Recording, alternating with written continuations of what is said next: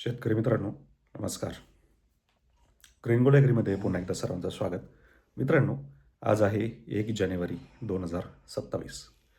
नवीन वर्षाच्या तुम्हाला खूप खूप शुभेच्छा आणि असंच हे वर्ष देखील तुम्हाला चांगलं आणि भरभराटीचं जावं हीच ईश्वरचरणी प्रार्थना. आज जाणून घेणार आहोत आपण आजचे कापूस बाजारभाव. कापूस दरामध्ये नवीन वर्षाचं नक्कीच काहीतरी आपल्याला दर वाढलेले पाहायला मिळतील. तर गठण आपण सुरुवातीला जाणून घेणार आहोत. गठणाचे भाव, त्यानंतर स्थानिक बाजारपेठ, त्यानंतर छोट्या जिनिंग आणि त्यानंतर मोठ्या जिनिंग.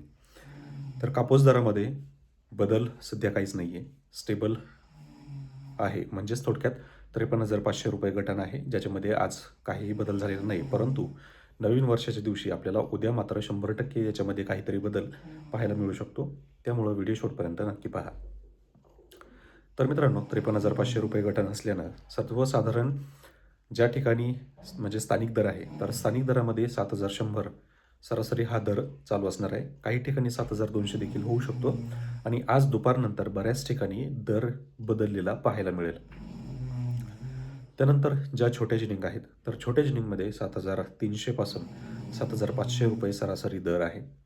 तर हा दर असणार आहे छोट्या जिनिंग ज्या ठिकाणी म्हणजे तालुक्याच्या ठिकाणी किंवा एक नॉर्मल ज्या ठिकाणी जिनिंगचं प्रमाण कमी आहे अशा ठिकाणी आपल्याला हे दर पाहायला मिळतील.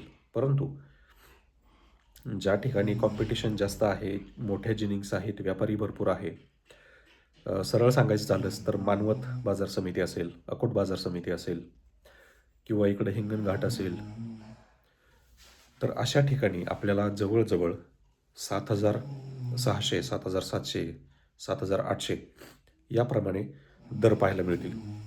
तसेच बऱ्याच शेतकऱ्यांना 7,800पर्यंत दर देखील मिळतोय.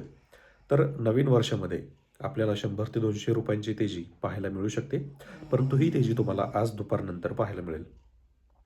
स्थानिक बाजारपेठेमध्ये तेजी उद्याच्या दिवशी ही आपल्याला पाहायला मिळेल. परंतु ज्या ठिकाणी मोठे जिनिंग आहेत किंवा छोटे जिनिंग आहेत, त्या ठिकाणी आज दुपारनंतर ह्या आपल्याला तेजी पाहायला मिळतील. त्यासाठी उद्याचा व्हिडिओ नक्की पहा आणि कापूस दर समजून घ्या. मित्रांनो, अशाच माहितीसाठी आज आपल्या ग्रीन ॲग्री चॅनलला फॉलो करा, सबस्क्राईब करा आणि व्हिडिओ आवडला असेल तर व्हिडिओला लाईक करा आणि जास्तीत जास्त शेतकऱ्यांपर्यंत शेअर करा. धन्यवाद.